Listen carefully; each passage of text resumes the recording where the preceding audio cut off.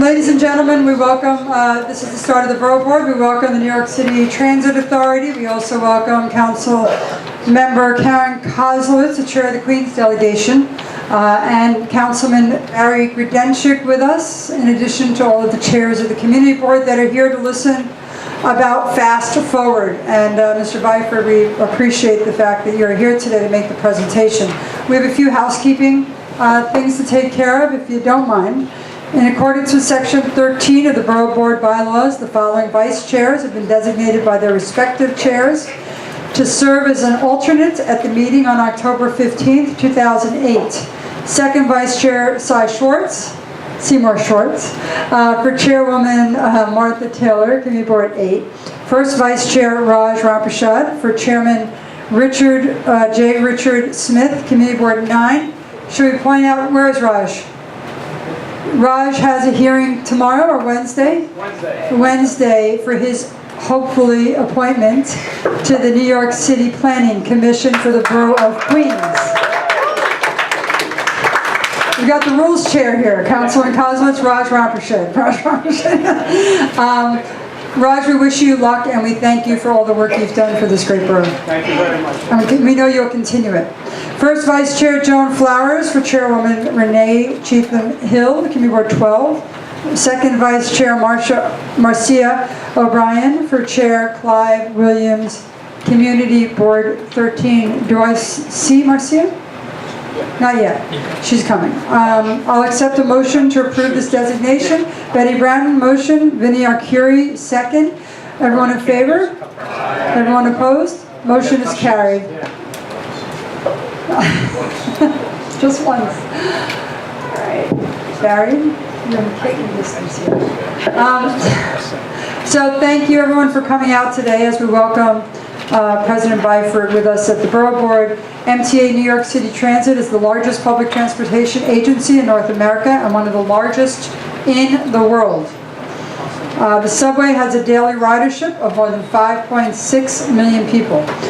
New York City Transit subway serves Brooklyn, the Bronx, Manhattan, Queens, making 8,200 weekday trips. The bus fleet, which consists of New York City Transit and MTA Bus, has 5,710 vehicles. In 2016, the largest in North America. This evening we have Andy Byford, President of New York City Transit, a seasoned and highly regarded transportation professional whose work has taken him across 3 continents over nearly 3 decades. He started when he was 10. Byford joined New York City Transit after a 5-year stint as the CEO of the Toronto Transit Commission, the 3rd largest transit system in North America. President Byford will deliver a presentation on Fast Forward, the plan to modernize New York City Transit. He will deliver an overview of what the plan entails, changes already made to the transit system, and what we would expect going forward. We welcome President Byford with the understanding that he has fit this in his schedule, and so we are going to try and make this a 45-minute meeting. For everyone's schedule, but we appreciate the fact that you're here and look forward to your presentation. Thank you. Thank you. Well, Madam President, can you hear me if I speak, or do you want me to use the mic?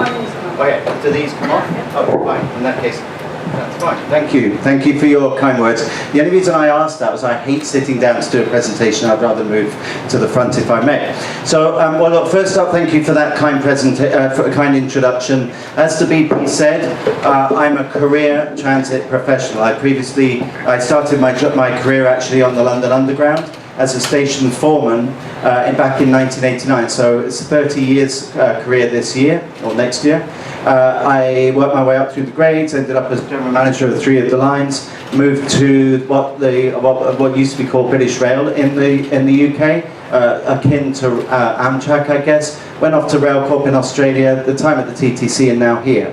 And I walked into this job knowing that this is, without question, the toughest job in world transit right now. Someone's got to do it. But it's certainly, in my 9 months here, or just shy of 9 months here, that certainly proved to be the case. It certainly is a tough challenge. There is so much to do, and you know that as well as anyone.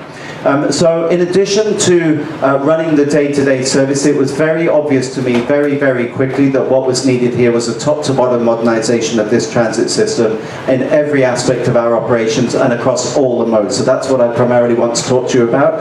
I'll talk for about 20 minutes and then we'll go to questions. So there I was in Canada in the summer of 2017. I knew that this job was a possibility. Obviously I went through a process, and while I was doing that, the governor, rightly in my opinion, put the transit system, the MTA, into a state of emergency. Why? Because if you cast your mind back to the summer of 2017, the so-called summer of hell, there were the much documented problems for transit. There was a derailment on the subway up at Harlem. There were various train failures, bus problems. There was all the problems for the LIRR at Penn Street Station. So it wasn't a good place. Punctuality diving, ridership declining, the state of emergency was declared. But that certainly didn't put me off, but that's what I walked into. And the preface of the Fast Forward plan, copies of which, by the way, we can make available to you, but they're online on our website. In my preface, a two-page preface, I said, I mused how New Yorkers must wonder, you guys, you must wonder, how did it come to this? The greatest city in the world has a transit system in a state of emergency. So I like a challenge. This is the daddy of all challenges. But I wasn't walking into a situation where nothing was happening. In putting this subway into the state of emergency, the governor also tasked Chairman Loter, who'd recently come back to the MTA, to come up with a subway action plan. In other words, a plan to stabilise the existing system, to arrest the decline. And that's what this slide aims to talk about. So you've probably heard lots about it. It's co-funded by the state. It's around $800 million, 50-50 state and city. And it aims to stabilize the existing system. And the key word there is the existing system, right? We're not talking about modernization yet. We'll come on to that. Fast Forward builds upon the SAP. And there's been lots of discussion in the media. You know, the most recent board meeting, I gave a lengthy presentation about the SAP, and you can find that on our website, where we talked about the trends are beginning to improve. And the next day, one of the papers had me caricatured on the front of the news because they tried to say that I said things were perfect. I didn't. What I said was, you can manage through anecdote or you can manage through data. And the data shows that regardless, the indicators are beginning to show that the amount of work we've done is beginning to bear fruit. And that there's some stats there. I hate it when people read out bullet points. You can see for them for yourself. But things like that, an 11.7% decrease in major incidents, fueled by all this work that we've been doing. And as a career professional, transit professional, had this subway action plan not been in situ when I arrived, I would have done all of this. So what my only point is we're doing the right things. But it will take time before people feel that it's different and feel that it's improved. Why? Because it's still not reliable enough. No denying that, right? We had a bad morning this morning. It's still not good enough. But also because we're doing so much work, particularly at nights and on the weekends, that definitely customers wouldn't think it's got better, because a lot of delays are not because something's failed, it's because we have track workers galore in the tunnels undertaking work. But I remain convinced that in addition to all this physical work we're doing and some of these other less physical things we're doing, but things to improve the customer's experience, it will come good. But now I'll take you on to Fast Forward. I didn't come here to tweak things. I didn't come here to maintain the status quo. The status quo is what the subway action plan is there to deal with. It's there to stabilize the as-is. So we do have a choice. We could stop once the subway action plan has done its work, and yeah, the failures stop and it starts to get better. But I think that is condemning New Yorkers to the as-is and saying that's as good as it gets, both in terms of reliability and in terms of capacity, and that simply cannot be right. We cannot accept the status quo. So the Fast Forward plan is all about an all-out, top-to-bottom modernisation. And I remember when I turned up on my first day at Bowling Green Station, which was the 17th of January, you think in advance, what am I going to say? Because you know you're going to get met with a press scrum. Sure enough, I've never seen such a big press scrum. And I said, there's 4 things that need to happen. And these are those four things. It's a top-to-bottom modernisation. I'm going to paraphrase here. It's to transform the subway, to move on beyond the subway action plan, to absolutely transform it, and I'll deconstruct that, unpack that in a minute for you. But to add reliability and to critically add more capacity. It's to reimagine the bus network, because buses are seeing this depressing decline in ridership. Why? Because the buses are hopelessly caught in traffic. We have the slowest bus network in North America because the streets are clogged, and also to a certain extent I would argue because buses aren't going where people now want them to. So again, I'll talk about that in a second. People would have predicted that Byford's going to turn up and he's going to say we need to sort out the buses and the subway. I added two more things. The first, which I don't mind saying, added I think set some alarm bells off in the building I was about to enter, namely 2 Broadway MTA HQ. I said we should be pushing on for all-out accessibility, a fully accessible subway system. We've already got accessible buses, but we should be pushing towards full accessibility as rapidly as possible. And yeah, there were a few people in that building who were like, "Oh, careful, we're being sued." Well, we're being sued anyway. It's still the right thing to do. And the fourth element was the glue that holds it all together, which is anyone can go out and buy some elevators, anyone can go out and buy some new buses. We are not world class unless you feel valued. And to do that, we need a workforce that is motivated, cherished, developed, backed and supported, because they have a plan around which we can all rally, and we want to deliver world-class customer service. So that's the basis of the plan. It also includes changing the organisational culture. Let's cut to the chase. So what we're saying is if this plan gets your backing, ultimately yours being New Yorkers, if we get the backing, we can absolutely accelerate what needs to be done. That's why it's called Fast Forward. So where the governor, I think it was, said if the MTA carries on at the existing rate of re-signalling, because that's the single most transformative thing we can do to the subway, in addition to everything else, modernising the stations and sorting out the drainage, the most transformative thing we can do is to re-signal the subway. But as the governor said, if you carry on doing it at one line at a time, and each line takes 7 years, it's going to take about 50 to 60 years, which is completely ridiculous. So I asked my team, I challenged my team, based on experience elsewhere, to look at this in a completely different way. And certain guiding principles were adopted, and I'll come on to them in a second. But by adopting those guiding principles, we can fast track to 5 more lines within the next 5 years on modern signalling. And all of these other deliverables, new cars, more than 50 additional accessible stations, and I'll come back to that point later, 150 stations, redesigning all the bus routes, all 321 bus routes within 3 years. We can do that. And we are already planning to roll out a new fare payment system. No more MetroCard, a state-of-the-art contactless fare payment system. And in the next 5 years, more of the same, except we're now adding another 6 lines for a total of 11 in 10 years, which, bar a few extremities, and I'll show you a map, means that we will have 90% of the subway on new signalling in 10 years, a 75% reduction from that which we were, the path that which we were on, where it was going to take about 60 years. Another 130 stations made accessible. So do the math, 130 plus 50 that we were going to do in the first 5 years, plus the 118 we've already got. That's almost the whole network made accessible. Another 150 stations for a total of 300, and more substantial investment in new, more reliable, more comfortable vehicles. So CBTC, this is about re-signalling the subway, right? This is the most transformative thing we can do.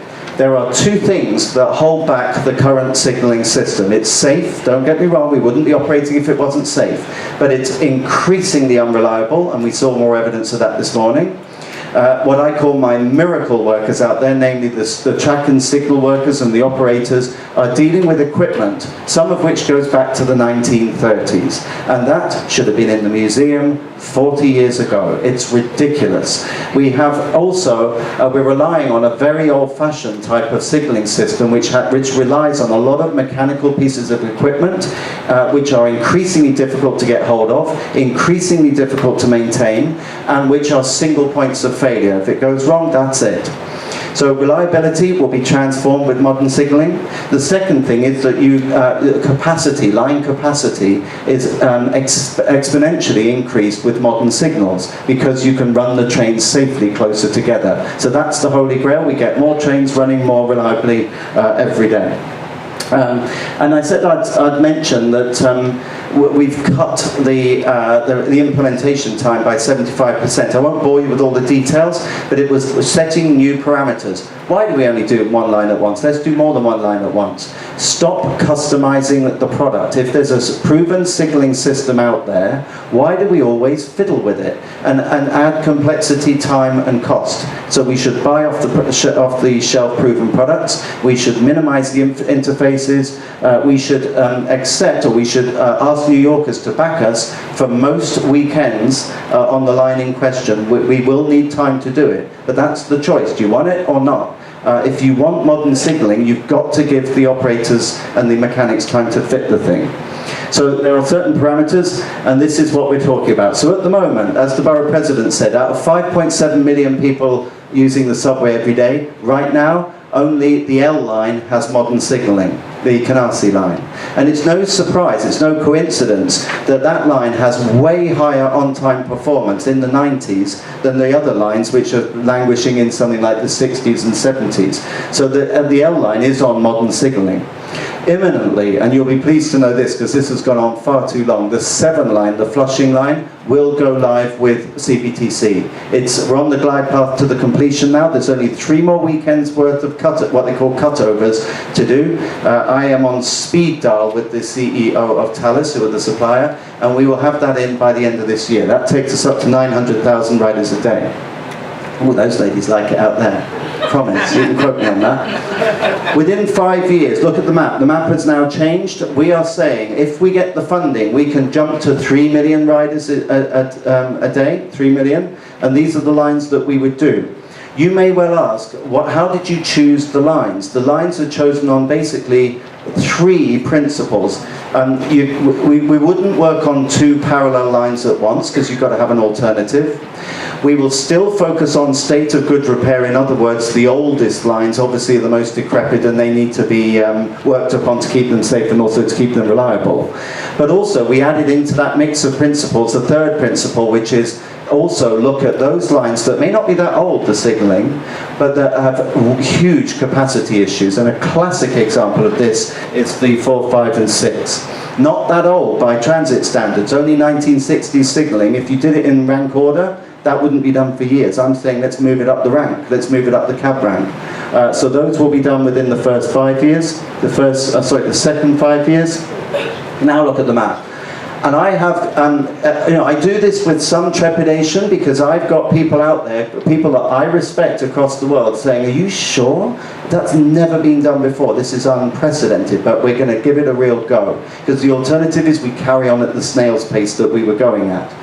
Again, you may say to me, well, what about the rest of them? We haven't forgotten about the rest of them, those other lines. But those other lines are ones that are either less busy, they're still busy, but they're less busy, and or in a better state of repair. We'll do them in the 3rd tranche of 5 years.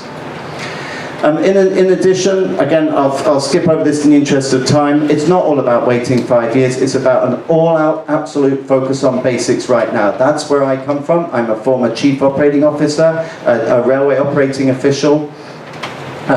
We've got to obsess about getting the detail right. I hate what I call own goals. An own goal, for the soccer fans amongst you, you'll know what I mean by that, is a self-inflicted mess up where we could have done better when we didn't fix something properly. So one of the upsides of this SAP, Subway Action Plan, we're getting to problems quicker and we're fixing them more quickly. And that needs to continue. I've set my team a target of 10,000 fewer incidents per month by the end of the year.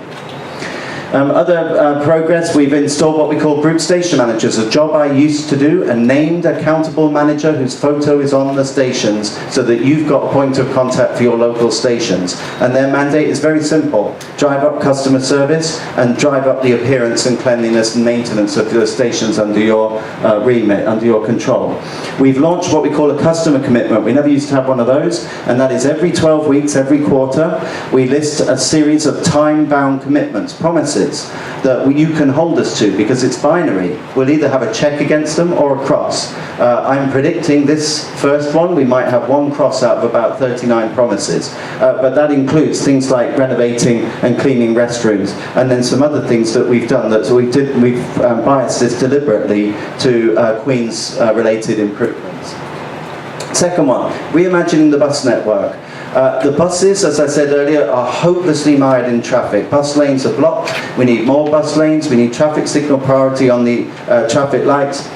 We need to redesign the bus network so that it goes where people want it to go. A lot of these buses follow the old trolley routes of decades ago. And that, plus the fact they're stuck in traffic, means that people have not been riding the buses of late. We've got to get that reversed. Speeding up boarding. This wasn't going to happen. I'm saying it should. When we bring in the new fare payment system, absolutely we should go for all-door boarding. And that wasn't going to happen. In fact, when the contract was let to put these readers on the buses, they were only going to go on the front doors. I think that's ridiculous. We've changed the contract. They'll now have readers on the back doors. When that new fare payment system comes in, all-door boarding. Again, I won't read all of these out. We've deliberately done this so that it shows you some changes we've made in 2018. We're not saying it's perfect, but then of course we haven't done the Borough review for Queens yet. That will happen in due course. We're currently up in the Bronx running a series of workshops where literally we ask people, what do you want from your bus network? Again, unheard of, unprecedented, never used to do that. We used to tell you what bus routes you get, now we ask you. I'm trying to make this thing customer-led. Accessibility is the third of the areas. If we, remember I said we're going to aim to put in 50 more stations in the next 5 years. We only need to do 36 more, but target them scientifically, so to get to a situation where you are no more than 2 stops away from an accessible station anywhere on the network within 5 years, which is a sea change, a giant step from where we currently are, where you have these big long stretches of subway where there aren't any. But we're going to go more than 36, we're going to go for 50 stations in the next 5 years. It's training for all employees, including me, all 50,000 people, and also sort out Accessoride where there are a lot of legitimate complaints from people, so there's a lot happening on that front. What are we doing? Again, it's not about waiting till 5 years. This guy here, here's a new job, never used to have it. New to the MTA, and a full-time accessibility advisor. So happens he's himself a wheelchair user. He reports directly to me. He's on my executive. That again is a first for the MTA. And his job is to drive forward all of these actions that you can see, figuring out where we're going to put elevators in the future, where we're not going to decide that. We're going to ask the advocacy communities and elected officials, but also get better, exponentially better at maintaining and cleaning existing elevators, some of which are disgusting, frankly. And then the fourth element, which is about engaging the staff. I mentioned this earlier. This is kind of my signature piece. You can't say you're world class if you don't bring the employees with you. They have to understand, know about, and believe in the plan if they're to truly deliver world class customer service. And you don't get better performance through coercion. In other words, a big stick. That might work in the short term, but what you need is to bring people with you. So there's a whole bunch of activities, including an employee survey that we're running now. Even just simple things like, as the president, it takes me forever to walk through a station because I will not walk past one of my colleagues without stopping to acknowledge them. Why? Because I remember what it used to be like when I was a station foreman, and the top brass, sometimes you felt like you were a meaningless, dispensable drone because they didn't even bother stopping to talk to you. I never want my employees to feel like that. Nearly done. There's 3 themes that run through the plan, and I think this is important that you know this. So there's those 4 priorities. But equally, if you're going to entrust us with the money, you want to know that we're going to spend it wisely. You want to know it's not going to be siphoned off for anything else. You want to know that you get to see through transparent reporting that we are actually doing what we said we would. So there's a whole raft of activities in terms of making us more accountable with open reporting, and a whole raft of activities to make us more efficient, including streamlining procurement, which takes far too long currently. The second theme, one you'd expect to see, safety, security and resiliency. You know, people sometimes say to me, can you sleep at night? This is the one thing that keeps me awake. we're a terrorism target, right? You cannot lower your guard. I used to be a safety director in another company. But also, it's about resiliency from climate change. So where we are renovating tunnels, the tubes under the river, obviously that has to be done, but while we're at it, we're installing devices so that if there's another superstorm Sandy, they don't just happen, you get a few hours notice, we can shut them off. And similarly, grids on sidewalks, etc. And we've also appointed a chief customer officer to obsess about customer service and to drive through making us more welcoming as a company, making sure that we are truly customer-led and we do think about customers in the truest sense, the fair-paying customers, but also people like yourselves, going to town halls, talking to elected officials. This is the something like 5th event I've had in Queens. So again, bit on progress. I like this one. This one here. You might say it's a small issue, but it used to take 21 days a year ago. 21 days if you had a problem with your Metro card to get a refund. Now it takes 6 because we've looked at the principles and we've tried to make it customer-led. And then we're also with this customer commitment trying to deal with nonsenses. I couldn't believe it when I got here that 70 stations didn't even have public address. You couldn't make an announcement on those stations. So we can't fix all 70 at once, but what we can do is pick them off every quarter. So we're installing 13 stations with PA this quarter. So my view would be that's where we are at the moment. We've got a choice. And at the end of the day, this is billions of dollars. But we do have a choice. We could just stick with finishing off the subway action plan and then leave it. I strongly advise that we don't. The reason being, the need doesn't go away. The infrastructure gets older by the day. The pressure on that infrastructure gets harder by the day as the population increases. And because of those two factors, the cost of fixing this gets higher by the day. So my strong advice to everyone that will listen, and I'll do 400 of these town halls if necessary, is we must bite the bullet and we must get on with it. And that's the plan. And that's what I believe is the template to giving this city the transit system that it deserves, and moving from state of emergency to state of the art in 10 years, in other words, less than 4,000 days. Thank you. Thank you.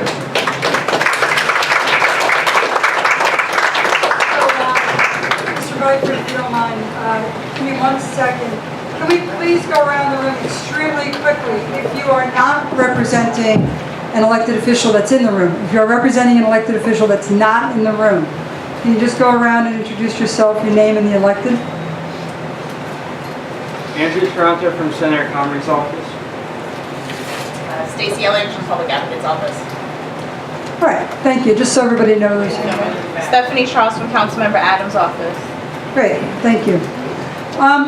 Mr. Frederick, can you do me a favor? Can you go through, so the number 7 train, by the end of 2018, for instance, right, is going to have the CBTC communications available and all that goes with it. So can you put that into like cause and effect for me? So what's going to happen? So we have 3 more weekends of the 7 train being shut down. Is that the idea? And then we're done? Yeah. So basically, and then what's going to happen? How many more trains go on? How many faster? How do you deal with the expense of, if you can fit more trains, you're going to need more train operators? Ultimately, yes, but my argument would be there's a compelling business case to be made there because, yeah, it costs you a little bit extra to run the crews, to run more trains. But if by doing that you attract people back onto public transit and they're paying fares, then I think the business case is there to be made. So basically what it means is you can run more trains safely closer together. You can't just do the whole line at once, you have to do it in phases, and particularly because of the way that CBTC has been done in the past, it's very difficult to, once you reach a point of no return, to go back to the old signalling system. We're changing that for lines going forward. We're installing what are called axle counters, so actually you can install the system more quickly. But once it's in, and there's some testing to be done, and then there's 3 main cutover weekends left, and we've done most of the line, but you don't yet feel the benefit because we're not running end to end. We will be able to run from April 2019 5 additional round trips up between 8 a.m. and 11 a.m. on weekdays, and 9 additional round trips starting between 5:30 and midnight on weekdays. So typically what you get is around a 10% uplift on capacity. I think back to my old stomping ground, the Tube, and a lot of the lines there, not so long ago, used to run about 27 trains per hour. The Victoria, Northern and Jubilee lines now run 36 trains per hour. It is just relentless, and that's what we need to achieve here. All right, so when we're done, you add about 10% more trains. Is that Broadly, basically across I mean, the board? it varies between lines and the exact system that's been put in, because the CBTC, as with any technology, improves over time. But I normally go on a ballpark of about 10%. And so we'll add those trains to the... That's the intention. Once you're done. So, Okay. I mean, and the L line, And the L line. interesting, the L line, the only upside of the upcoming tunnel closure, which I'm not looking forward to, and I'm sure neither are you, one of the upsides is we will fix a deficiency that's been there since that system went in. Namely, that the signalling system could, on the L line, run way more trains, but it can't because there's not enough power. So while the line's closed, we're installing more substations. So once the line reopens, a nice little payback to the community is more power, more trains. Questions, Councilman Gradensha? Thank you, Borough President. Mr. Byford, I appreciate it's the second time I've heard it. You were at the Democratic conference last week. I am concerned, one, about procurement.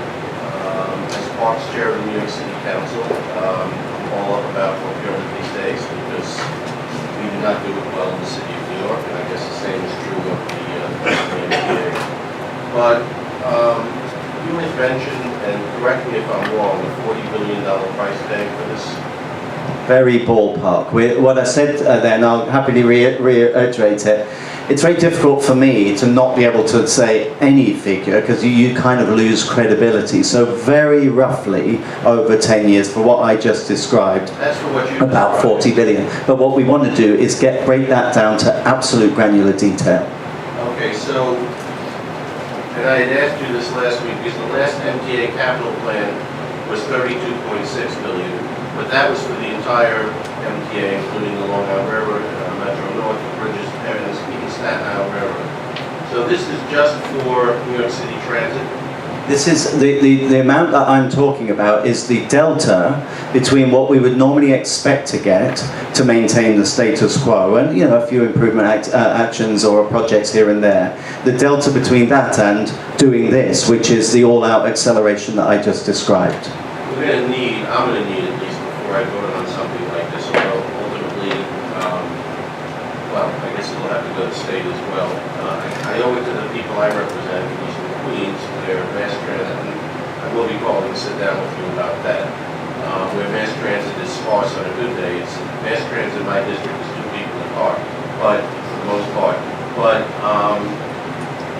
I really need to know what this is going to cost the people. Of course, absolutely. And ideally, we would have that granular breakdown now. This plan, because it seems to me time's of the essence, we put that together within 100 working days of my arrival here. Which the upside is it's got everyone talking about it, it's the talk of the town, and I'm glad about that because we need to bite the bullet and get on with it. The downside was that's not enough time to really get to the granular detail of exactly how much we're talking about. We're getting very close. So I just need to run the figure, which we pretty much now know, run that figure past my board first of all. Once they're comfortable with it, absolutely, over the remainder of the fall, the winter and the spring, I will be doing a series of roadshows where we not only give you that granular breakdown, but we also get very granular about what do you get for that. In terms of this line will get that much uplift, etc., etc. And then, the third thing, slightly anticipating what you might ask me, is also give you assurances about where the money goes. Is it lockboxed? And I absolutely believe it should be. And it should be also. I haven't had a box that didn't have a key, so that's what but you're kind of preaching to the converted with me. It suits neither you nor me if that money disappears. Last thing I want is to have a plan and then find the budgets disappear. I couldn't agree with you on that. Thank you. Thank you, Borough President. Linear Fury, number 5. Yes, so the current switching systems is mechanical. And you can see that in Essex and Delancey, probably one of the biggest mechanical switching centers. And it's basically cyber attack safe. If you're talking about going electronic switching system, there's no guarantee that it can be cyber safe. Is it really necessary to go electronic switching system?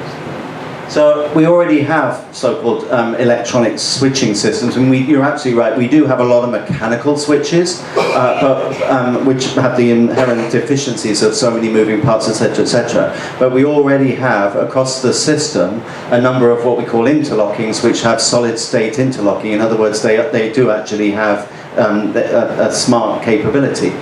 CBTC is not new. CBTC is used in Seoul, in Tokyo, in Hong Kong, in London. It's very reliable and it's very secure. So you know, if someone said to me, well, I'm not going to go on a set of switches or a CBTC signaling system because there's a computer involved, do you ever fly?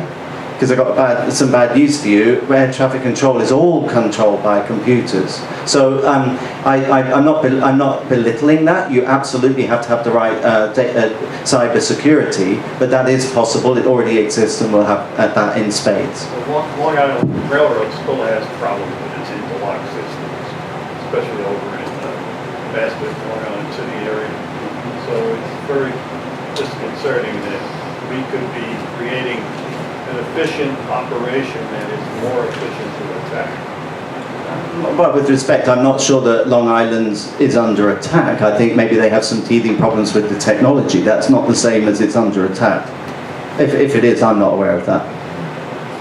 Gene Kelsey, Board 7. A few things. I heard your plan. I heard how much money you're going to spend. And Barry, just so you pay attention. So, yeah, I know. Thank you. Just so you pay attention. It's just that every time something from the state comes this way or the city, it's always let's raise the tolls on the bridges, and I'm tired of paying for everybody else's responsibility. I do realize we have to do certain things, but I'm going to tell you, and I'm not blaming you because you're the new president. I just want to give you a little history since they're trying to give it to all us people that have institutional knowledge. They like us to go away. But the number 7 line, when you redid that one, the tiles fell off the wall at Times Square station, and I don't remember anybody being penalized or fined for that, and we got the money back for that. I also had elevators that were put in the number 7 line in my station in Flushing, and we had to have them brought in from England, and they had to come over on a boat because they were designed so big. So the problem I'm having is we're in 2018, and I want to go what Vinny is saying is I like that we're using new technology and stuff, and I think that's a good idea, and it should streamline some of the other problems that we have. But nobody seems to be punished. I worked in the fire department on 85th Street and 2nd Avenue with your number 7 line, and I cannot tell you how much cost overrun went on that stations that we did because we had buildings that were supposed to be investigated that they shouldn't shook, and we had to take everybody out and pay for those buildings. We had an explosion that Mr. Havana Channel, who used to be the commissioner of the DOT, was supervising that. So I don't see anybody being fired. I don't see your legal department going after people and getting the money back. I guess that's what I really like is your enforcement component to be beefed up and go after these people. The governor put in tollless bridges and put in what was the other thing? And the fares on the buses, and people are getting on the back in front of the buses, and nobody's paying for it. The people that go on the front that pay the ticket are always paying. Nobody's being penalized for the people that are walking through the door getting it for free. I don't mind contributing. I don't mind when my toll the money goes through that much, but I want some kind of tightening up on that. But the people that are abusing the system, get rid of it. We put accessory ride in, and accessory ride is supposed to take care of the handicapped people or the disabled to make it much more easy for them. I mean, I saw the picture with the lady with the little carriage on there, and I could just see somebody in a wheelchair trying to get on there. And I think that's why we came up with the accessory ride to help them out. I'm not blaming you, I'm just telling you, there's an institutional history that you walked into, and when Barry, you're talking about all that money that's going in there, the first thing they do is they go to the bridges and tolls, and I'm tired of paying 50 cents when everybody else gets a 10-cent raise. That's all I'm just saying. I wish you good luck. I think you've got good expertise. I hope you take on your employees because I think that's exactly what you need to do. But let's put the burden where the burden is and get some of the money back for us to pay for some of the stuff that we are giving away. Okay, may I just respond to that just quickly? I mean, Chair Lothar has set up a series of task forces. precisely to tackle the kind of issues you've so eloquently just described. Not least because we do have a bit of a reputation, and there is scepticism out there about the MTA's ability to control cost and to undertake procurement properly. So there's a whole raft of task forces that have been set up precisely to tackle those issues, to make sure that our procurement processes are more streamlined, to get back to a situation where people want to do business with us, because people say, oh, the MTA is a nightmare to deal with, it's so bureaucratic, it takes forever to get paid. So we're tackling all of those issues. We're also tackling our cost base, because before I came here, I read all those articles in the New York Times saying that we cost 10 times as much as some other places. I mean, there are some reasons for that, but at the end of the day, we do have a credibility issue, and we need to address that. In terms of penalties, I'm quite an advocate, actually, being mindful also of social equity, but I am quite a hard line on things like fare evasion, and we do talk to the NYPD about that. And we are looking to have more enforcement both on the SBS and the regular buses. And in terms of penalties for contractors, let's take the L line as an example. The contractor on the L line of upcoming tunnel works are incentivized to finish early, and we want them to finish early, and we think they can. It's a 15-month job. I'd love it if we'd finished in 12, so they get a nice bonus if they do. But they are heavily, to your point, penalised by the day, and we will collect if they run late. Thank you. And just so you know, Mr. Piper and I had a similar discussion when he came in to brief me on all of this a month ago. Went through the history in detail. The BP was pretty clear on her views. Please. Regarding the new trains, you mentioned 650 followed by another 3,000. In that same time frame, I know we have in New York City at least about 700 cars that are from the 60s and 70s. Is there any plan to discontinue or take out those cars? Yeah, sure. So we're developing a fleet plan now. We're finalising that fleet plan. Where the trains still have economic life in them, and where they can be converted for CBTC for a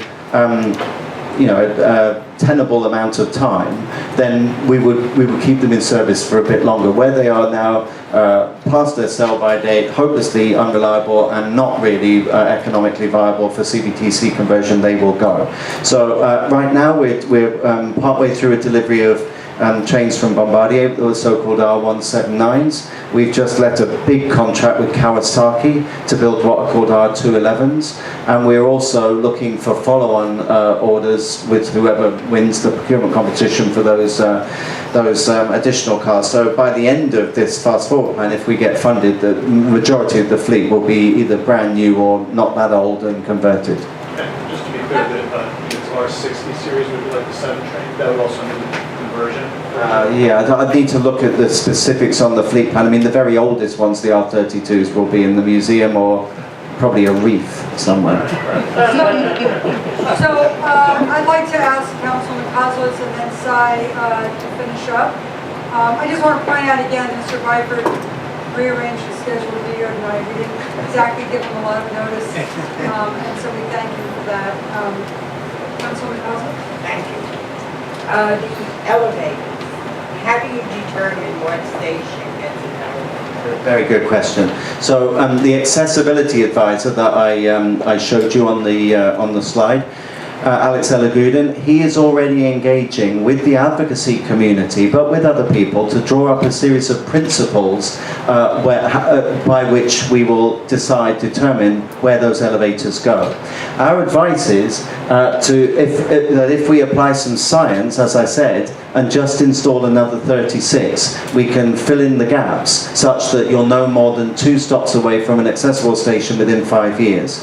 But even to do that, there are some choices, so that's where the principles come in. So typical principles include the complexity of stations, relative complexity of stations, the relative cost of those stations, because if it's really complex, you'd struggle to do it in a short time. The demographics of the local area, are there lots of elderly people, is there a hospital nearby, that kind of thing. And also proximity to other stations that are accessible. Is it an interchange station? So all of those principles are going to be applied. just want to make a comment. In the 1970s, I worked for an electrical contractor, the largest in the world. And we did subway work. However, as time went on, they didn't want to use unionized labor. So they went to contractors that weren't unionized, and they did very shoddy work. And I really think that today we are paying, and in the long run, it's going to cost us the amount of money that was stated because originally it wasn't done right. Well, I'm absolutely not interested in shoddy work. We've got quite enough on our plate to do without having to go back and do rework, or for me to be hauled in front of you guys to answer for unreliable equipment. I want the job done properly, for value for money, and certainly the norm is that we use unionised labour. I saw you got the last word. Yeah, thank you. Since you announced this report some weeks ago, it's my understanding that it wasn't exactly embraced. Could you sort of summarize the response by the city and state administration students to this proposal? So I wasn't surprised by the response. I think the response actually generally, I was delighted by the fact that advocacy groups, customer groups, individual customers, I use the subway every day so they come up and talk to me about it, media, bodies like this, people generally have embraced it pretty well. What I wasn't expecting was, politicians to absolutely, particularly senior politicians, to say, particularly because we don't yet have the granular cost detail, we'll have some of that, it doesn't matter what it costs, we're just going to do it. We've got to make the case. So right now, one of the work streams we have in place is we've engaged an expert company, outside company, to do an economic impact analysis to help us make that case, to say to upstate senators who might be sitting in Rochester thinking, well, why should I pay for this? Well, because it's going to have a ripple effect on the whole of the state of New York in addition to the city of New York, to look at what the individual benefits are for each of the 5 boroughs. So we need to make that case. But a specific answer to your question, both the mayor and the governor, I've spoken face-to-face with both of them. In principle, they are very supportive of the plan. I mean, the governor himself has said that he intends to go out to get the funding, if he's re-elected, to get the funding and make that pretty much his first commitment in the new legislature, again, if he gets returned. So that's good enough for me. I know that just writing a plan doesn't mean you get the money straight away. You have to justify it, you have to convince people that you'll spend it properly and that you can be trusted with it. Thank you. All right, ladies and gentlemen, do you have an email address for people, or someone from your staff for people to follow up with? I've got some business cards actually. Yes, you do. Good. All right, we want to thank Andy Barker for coming out. We look forward to seeing how this comes to fruition at some point. November 8th, 11 a.m. is our annual Veterans Day celebration, ceremony here. November 8th, 11 a.m. Please come out and join us. Please let your community board members know that it's here at Borough Hall in our Veterans Memorial Park. But we're doing it in the atrium. We're doing it in the atrium apparently, right? Oh, we're in the atrium. November 19th at 5:30 is the next Borough Board. Thank you, everybody. Thank you.